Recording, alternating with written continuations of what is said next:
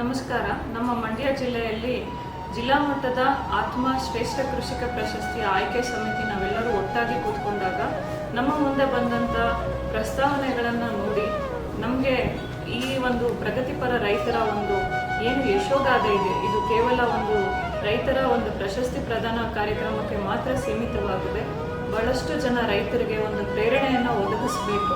ಇನ್ನಷ್ಟು ಜನ ರೈತರು ಪ್ರಗತಿ ಪಥದತ್ತ ಕೃಷಿಯನ್ನು ನೆಚ್ಚಿಕೊಂಡು ಸಮೃದ್ಧಿ ಜೀವನವನ್ನು ನಡೆಸಬೇಕು ಅನ್ನೋ ಒಂದು ಉದ್ದೇಶದಿಂದ ನಮ್ಮ ಕೃಷಿ ಇಲಾಖೆಯ ಎಲ್ಲ ಅಧಿಕಾರಿಗಳಿಗೂ ಕೂಡ ನಾವು ಈ ಒಂದು ಏನು ಪ್ರಗತಿಪರ ರೈತರಿದ್ದಾರೆ ಅವರ ಅನುಭವ ಏನಿದೆ, ಅವರು ಕಲ್ತಿರುವಂಥ ಪಾಠಗಳೇನು, ಅವರು ಅಳವಡಿಸ್ಕೊಂಡಿರುವಂಥ ಪದ್ಧತಿಗಳೇನು, ಅದರಿಂದ ಅವರ ಜೀವನದಲ್ಲಿ ಆಗಿರುವಂಥ ಬದಲಾವಣೆ ಏನು, ಆರ್ಥಿಕ ಪರಿಸ್ಥಿತಿ ಯಾವ ರೀತಿ ಸುಧಾರಣೆಗೊಂಡಿದೆ, ಇವೆಲ್ಲ ವಿಷಯಗಳನ್ನು ಕೂಡ ರೈತರೇ ನೇರವಾಗಿ ಅವರ ಅನುಭವವನ್ನು ಅವರದೇ ಆದ ಭಾಷೆ ರೀತಿಯಲ್ಲಿ ಹಂಚಿಕೊಂಡಿರುವಂಥ ಯಶೋಗಾಥೆಗಳನ್ನು ನಾವು ಇವತ್ತಿನ ದಿನ ಕೃಷಿ ಇಲಾಖೆ ಅಧಿಕಾರಿಗಳಿಗೆ ಒಂದು ಸಲಹೆಯನ್ನು ಕೊಟ್ಟಿದ್ವಿ. ನಾವು ಗೊತ್ತಿರೋ ಹಂಗೆ ಶ್ರೀರಂಗಪಟ್ಟಣ ತಾಲೂಕಂದರೆ ನೀರಿನ ಯಾವುದೇ ಕೊರತೆ ಇಲ್ಲ. ಮಂಡ್ಯ ಜಿಲ್ಲೆಯಲ್ಲಿ ಶ್ರೀರಂಗಪಟ್ಟಣ ತಾಲೂಕಲ್ಲಿ ಇವರ ಜಮೀನಿನಲ್ಲಿ ಪಕ್ಕದಲ್ಲೇನೆ ನಾಲೆ ಹರಿಯುತ್ತೆ.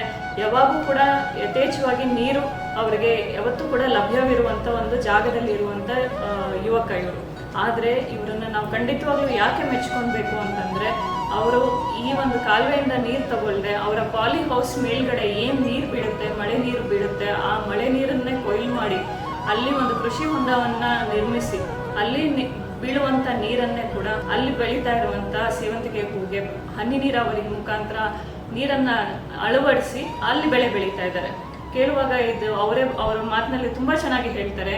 ಪ್ರತಿಯೊಂದು ಇನ್ಪುಟ್ಟು ಕೂಡ ಹಿತವಾಗಿ ಮಿತವಾಗಿ ಬಳಸಿದಾಗ ಮಾತ್ರ ಅದರ ಔಟ್ಪುಟ್ ತುಂಬ ಚೆನ್ನಾಗಿ ಬರುತ್ತೆ. ಅದು ನೀರಾಗಲಿ, ರಸಗೊಬ್ಬರ ಆಗಲಿ, ಅಥವಾ ಕಳೆನಾಶಕ, ಕೀಟನಾಶಕ ಆಗಲಿ, ಯಾವುದೇ ಒಂದು ಕೂಡ ಬೆಳೆ ಎಷ್ಟು ಪ್ರಮಾಣವನ್ನು ಕೇಳುತ್ತೋ ಅಷ್ಟು ಪ್ರಮಾಣವನ್ನು ಮಾತ್ರ ಬಳಸಿದಾಗ ಮಾತ್ರ ಆ ಬೆಳೆಯ ಒಂದು ಉತ್ಪಾದಕತೆ ಮತ್ತು ಕ್ವಾಲಿಟಿ ಎರಡೂ ಕೂಡ ತುಂಬ ಚೆನ್ನಾಗಿ ಬರುತ್ತೆ. ಸೊ ಅದನ್ನು ತುಂಬ ಚೆನ್ನಾಗಿ ಅವರೇ ಮಾತುಗಳಲ್ಲಿ ತುಂಬ ಅರ್ಥಪೂರ್ಣವಾಗಿ ಎಲ್ಲರಿಗೂ ಸುಲಭವಾಗಿ ಅರ್ಥ ಆಗುವ ಹಾಗೆ ಅರ್ಥ ಮಾಡಿಸಿದ್ದಾರೆ. ಬಹುಶಃ ಇದನ್ನ ನಾವೆಲ್ಲರೂ ಕೂಡ ಕಲ್ತ್ಕೊಂಡು ಇನ್ನೊಂದಷ್ಟು ಜನ ಯುವಕರು ಮುಂದಾಗ್ತಾರೆ ಅಂತ ನನಗೂ ಕೂಡ ಇವತ್ತಿನ ದಿನ ಒಂದು ಕಾನ್ಫಿಡೆನ್ಸ್ ಕೊಟ್ಟಿದ್ದಾರೆ. ಅವ್ರಿಗೆ ಕೂಡ ಅಭಿನಂದನೆಗಳು.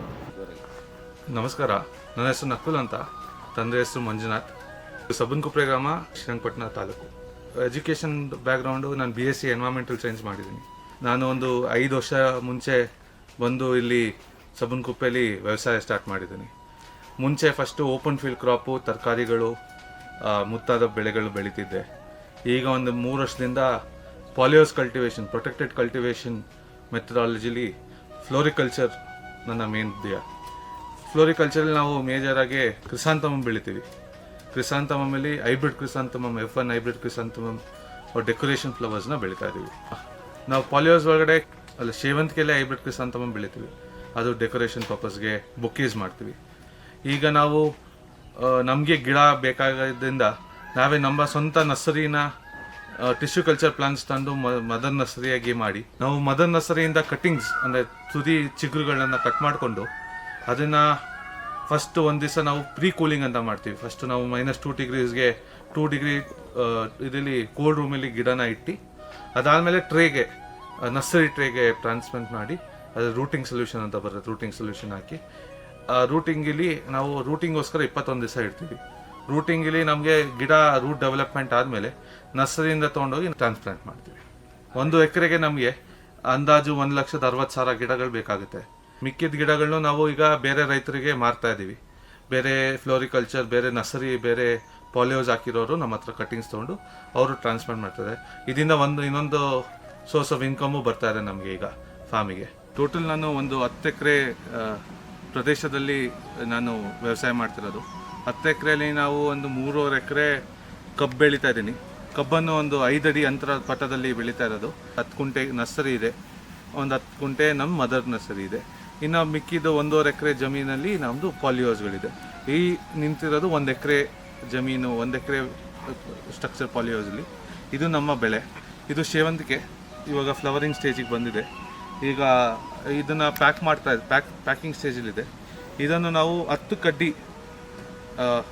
ಕೌಂಟ್ ಮಾಡಿ 10 ಕಡ್ಡಿ ಬೊಕ್ಕೆ ಮಾಡಿ, ಆ ಬೊಕ್ಕೆಯನ್ನು ನಾವು ಪ್ಯಾಕ್ ಮಾಡಿ, ಸ್ಲೀವ್ ಅಂತ ಇರುತ್ತೆ ನಮ್ಮದು ಕವರ್, ಇದು ಪ್ರೊಟೆಕ್ಷನ್ ಕವರ್, ಫ್ಲವರ್ ಡ್ಯಾಮೇಜ್ ಆಗದೆ ಇರೋಂಗೆ ಪ್ರೊಟೆಕ್ಷನ್ ಮಾಡಿ ಅದನ್ನು ಕಟ್ ಮಾಡಿ, ಅದನ್ನು ನಾವು ಹೈಡ್ರೇಷನ್ ಸೊಲ್ಯೂಷನ್ ಅಂತ ಒಂದು ಸೊಲ್ಯೂಷನಲ್ಲಿ ನಾವು ಅದನ್ನು ಡಿಪ್ ಮಾಡಿ ಒಂದು 8 ಇಂದ 9 ಗಂಟೆ ಇಡ್ತೀವಿ. ಸೊ ಅದಿಟ್ಟಿದ್ದರಿಂದ ನಮಗೆ ಫ್ಲವರ್ ಹೂವಿನ ಕ್ವಾಲಿಟಿ ಸ್ವಲ್ಪ ಜಾಸ್ತಿ ದಿನ ಚೆನ್ನಾಗಿರುತ್ತೆ. ಆ ಹೂವನ್ನು ನಾವು ಬೆಂಗಳೂರಿಗೆ ಕಳಿಸಿ ಬೆಂಗಳೂರನ್ನು ನಾವು ಆಲ್ ಓವರ್ ಇಂಡಿಯಾ, ನಮಗೆ ಮೇಜರಾಗಿ ನಾರ್ತ್ ಇಂಡಿಯಾ, ಡೆಲ್ಲಿ, ಬಾಂಬೆ ಆ ಕಡೆಯಲ್ಲಿ ನಾವು ಮಾರ್ಕೆಟಿಂಗ್ ಮಾಡ್ತಾ ಇದ್ದೀವಿ ಈ ಫ್ಲವರ್ನ. ಸುತ್ತಮುತ್ತ ನಮಗೆ ಕಾವಲಿ ಆಮೇಲೆ ನೀರಾವರಿ ಜಮೀನು. ಸೊ ನಿಮಗೆ ನೋಡಂಗೆ ಅಕ್ಕಪಕ್ಕ ಬರೇ ಕಬ್ಬು ಭತ್ತ ಬೆಳೀತಾ ಇರೋ ಜಾಗದಲ್ಲಿ ನಾವು ಫ್ಲೋರಿಕಲ್ಚರ್ ಹೂವಿನ ಕೃಷಿನೂ ಮಾಡ್ಬೋದು. ಹೂವಿನ ಕೃಷಿಯಲ್ಲಿ ನಾವು ಡ್ರಿಪ್ ಇರಿಗೇಷನಲ್ಲಿ ನಾವು ಹೂವು ಬೆಳೀತಾ ಇರೋದು. ಡ್ರಿಪ್ ಇರಿಗೇಷನಲ್ಲಿ ಎಷ್ಟು ಗಿಡಕ್ಕೆ ನೀರು ಬೇಕು ಅಷ್ಟು ತೇವಾಂಶ ಕೊಟ್ಕೊಂಡು ಅದಕ್ಕೆ ಏನೇನು ಗೊಬ್ಬರ ಬೇಕಾಗುತ್ತೆ ಅವನ್ನೆಲ್ಲ ಪೂರೈಸ್ಕೊಂಡು ಹೂವನ್ನ ಬೆಳೆದು ಪ್ಯಾಕ್ ಮಾಡಿ ಕಳಿಸ್ತಾ ಇದ್ದೀವಿ. ಸಮಗ್ರ ಕೃಷಿ ಬೆಳೆ ಪದ್ಧತಿಯಲ್ಲಿ ನಾವು ಹೂವಿನ ಬೆಳೆ, ತರಕಾರಿ ಆಮೇಲೆ ತೋಟಗಾರಿಕೆ ಬೆಳೆಯನ್ನು ಬೆಳೀತಾ ಇರೋದ್ರಿಂದ ನಮಗೆ ಹೆಚ್ಚಿನ ಲಾಭ ಪಡೆಯುತ್ತದೆ.